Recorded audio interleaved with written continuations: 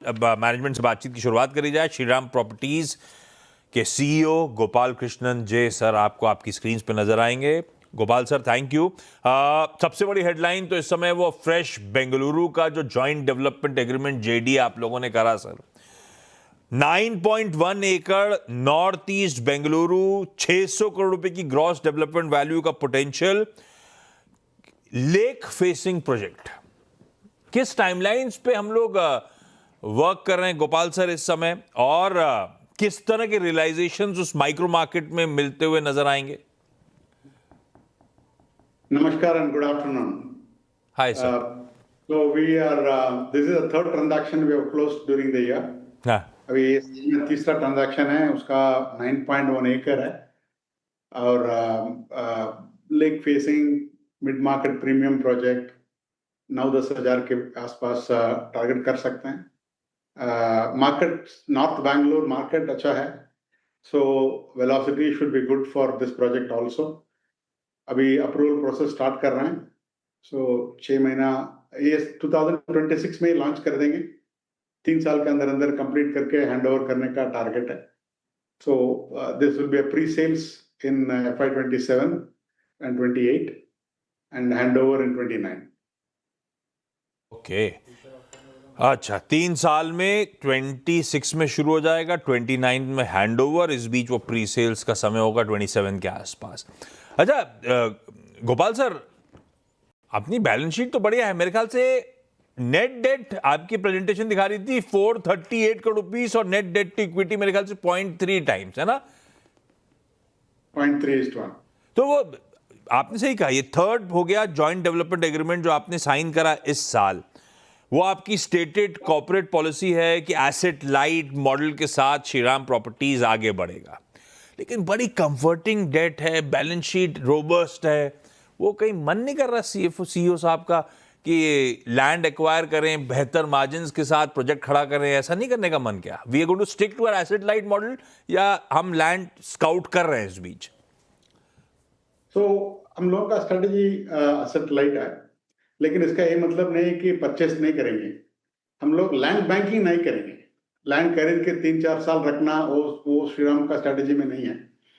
हम लोगों का कोशिश है कि जॉइंट डेवलपमेंट में करेंगे, so balance sheet remains light, debt remains low, लेकिन मार्केट अपॉर्चुनिटी के बेसिस पे मार्केट में अपॉर्चुनिटी और परचेस के लिए मिल रहा है, तो हम लोग सीरियसली एवेल्युएट कर रहे हैं और ट्रांजैक्शन भी कर रहे हैं एक्विजिशंस में। If you look at our presentation, we committed for a 8 million square feet of addition in pipeline in FY27.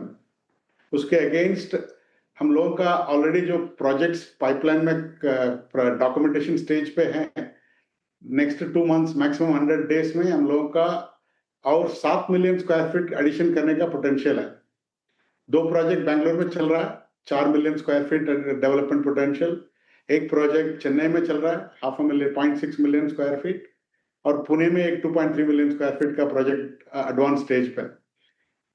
Some of this project is acquisition, some of this are joint development. So combination of दोनों strategy follow कर रहे हैं। आप rightly point out किया कि date equity low है, so we have opportunity to lever the balance sheet little more, get that growth capital.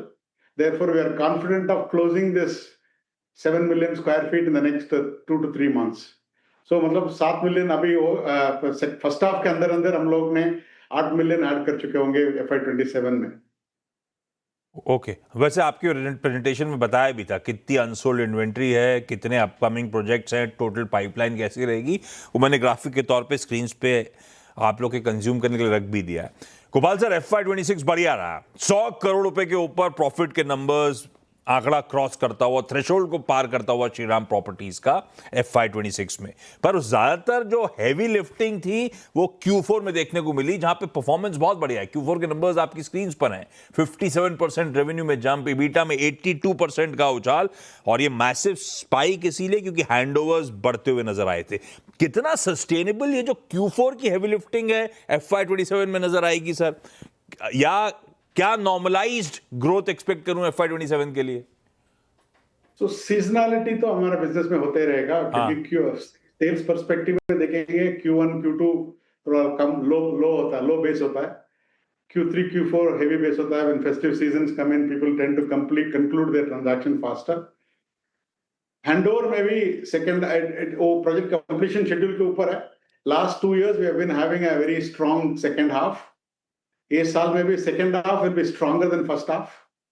वो कौन सा क्वार्टर में आएगा, Q3 में आएगा, Q4 में आएगा, वो depends on completion and occupancy certificate receipt and all that. But I think second half will be stronger than first half from a handover and therefore revenue recognition and profit. On a full year sustainable level पे देखेंगे आप 20-25% के ऊपर तो growth हो सकता है P&L का हर level पे, revenue, EBITDA, PBT 20-25% growth तो annualized growth हो सकता है FY27 में, वही target कर रहे हैं हम लोग. Sales volume हमने guide किया कि 5 million से 5.5 million तक बेचेंगे. Mostly it will be in the second half will be a stronger growth than first half. We have 4 launches in first half, 6 or 7 launches in second half. तो normally ऐसा skew करके रखते हैं. First half में थोड़ा moderate होता है, second half में थोड़ा aggressive sales होता है, because that's the seasonality in southern part of the country. And revenue recognition based on project progress so far, हम लोगों का mind में है कि second half will be stronger, or we should be able to hand over 3,700 to 3,800 homes this year. Last year हमने कुछ 3,600 homes hand over किया. FY27 में 3,738 will be the target for us. वो अचीव कर पाएंगे, और अचीव करेंगे तो हम लोगों का 20-25% का ग्रोथ टॉप लाइन में दिखेगा, प्रॉफिटेबिलिटी भी इंप्रूव होगा. 3,600 FY26 में, 3,700, 3,800 हैंडओवर्स FY27 में. गोपाल सर, मार्केट का डिमांड एनवायरनमेंट मूड कैसा है? रियल एस्टेट ने बहुत बढ़िया 4-5 साल पोस्ट कोविड एंजॉय करे थे, कुछ थकावट के इंडिकेशंस आना शुरू हुए. आपके साथ एक और सवाल, इसी को क्लब करता हूं. अब तक क्या सबके सब वो हाइपर लग्जरी को चेज कर रहे हैं? अपडेट्स खूब अच्छे अच्छे आते हैं, दिल्ली, गुड़गांव से, मुंबई से हाइपर लग्जरी, एक दिन में प्री सेल सारा बुक हो गया. हम लोग हमेशा मिड मार्केट के, मिड प्रीमियम सेगमेंट के चैंपियन रहे. क्या कुछ science of fatigue hyper luxury segment में मिड मार्केट का ट्रैक्शन बढ़ता हुआ नजर आ रहा है? हालात हैं कैसे, डिमांड एनवायरनमेंट है कैसे, आप कैसे देख रहे हो? तो मार्केट देखेंगे, mid market, mid premium typically होते हैं सेल्फ यूज के लिए, खुद का स्टे करने के लिए लोग खरीदते हैं. इसमें वॉलेटिलिटी थोड़ा कम पड़ता है, क्योंकि ये इनकम पोटेंशियल के ऊपर है, cost of fund, debt interest rate के ऊपर है. जब मार्केट स्टिक है, this segment performs much better. Therefore, we want to stay with mid market and mid premium as our focus area. उसी में हम लोग प्राइस बढ़ाएंगे, स्पेसिफिकेशन बढ़ाएंगे, कॉन्फ़िगरेशन बढ़ाएंगे. So we will improve our profitability through both price and cost reduction. But luxury is something that we may not focus on it now. Luxury typically alternative market जब volatile होता है, stock market volatile होता है, profit other commodity market volatile होता है, वहां से surplus cash comes to real estate usually. So the buyer, that's the investment demand. वहां थोड़ा volatility ज्यादा हो सकता है over the next 1 or 2 years, depending on how the markets behave, be it stock market or be it alternative source of capital. लेकिन mid market is purely salary driven, income capacity driven and cost of funds driven. वहां थोड़ा stability ज्यादा होता है. So हम लोगों का focus है mid market, mid premium for next at least few more years to come. Addressing the market point you mentioned, the market outlook is strong. Mid market में तो demand अभी भी काफी अच्छी है. Customer decision making भी equally fast है. तो मतलब underlying demand is strong. So कुछ बड़ा रिस्क सामने दिख नहीं रहा. गोपाल सर, हमने ना वो एक बड़ा लॉन्ग स्टैंडिंग हमारा जो स्ट्रक्चरल ओवरहैंग था 314 एकड़ का लैंड पार्सल उत्तर पारा कोलकाता का, लास्ट टाइम भी चर्चा करी थी हमने. अब तो वो उसका monetisation blueprint I am sure last interaction से इस बीच में आप लोगों ने कुछ तैयार करा होगा. क्या तैयारी है? एक लार्ज स्केल इंटीग्रेटेड टाउनशिप इतनी बड़ी जमीन पे खड़े करोगे आप लोग, या मोनेटाइज जल्दी करना है तो को डेवलपमेंट की रूट लोगे? कैसे, क्या तैयारी कर रहे हैं उस मैसिव लैंड पार्सल के लिए?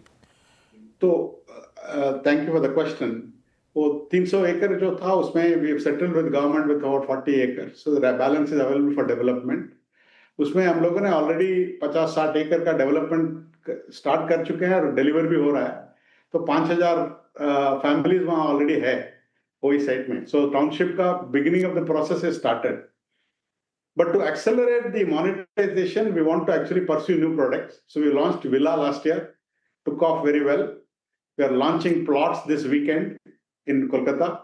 That should also do very well. Depending on the response for these apartments that we already have established, Villa chalu karna hai. Villa is also launched and almost most of the inventory is sold, and then plot launch kar raha hai. Combination of these three, we are working on a development plan where we can accelerate the monetization over the next 2 to 3 years. Can we complete the entire area? हमारे beyond whatever we have started development, अपने हाथ में अभी भी 100 एकड़ का land है, 100 एकड़ के आसपास लैंड है. वो 100 एकड़ का monetization 3 साल में कर सकते हैं क्या? Is what we are thinking, and we are working towards it. Depending on the outcome of how the market receives the plots in Uttarpara and Kolkata. And we will rework the monetization game plan. Company का objective है कि 3-4 साल में waste Bengal का जो land bank है उसका monetise कर सकते हैं क्या? In whatever may be the product, it could be apartment, it could be plot, it could be villas. Northern side of India आ रहे हो, इधर पुणे पहुंचे, उधर कोलकाता पहुंचे, ये भोपाल कब तक आ रहे हो? कहाँ सर? भोपाल? ऐसी कह रहा हूँ. No, That's my native place. no. We will stay focused on Bangalore, Chennai, Kolkata, and Pune. We entered successfully last year. No, just kidding. Gopal Some sir, stage we might go to Bombay. At some Okay. stage we might think about Bombay, but not beyond this. Okay. Shriram properties के CEO साहब, thank you so much Shriram mills के हमारे studio में जुड़ने के लिए और हमसे बातचीत करने के लिए. जिस बिल्डिंग में हमें हमारा studio, that's called Shriram mills. Thank you Thank you. Gopal sir जुड़ने के लिए आज. क्विक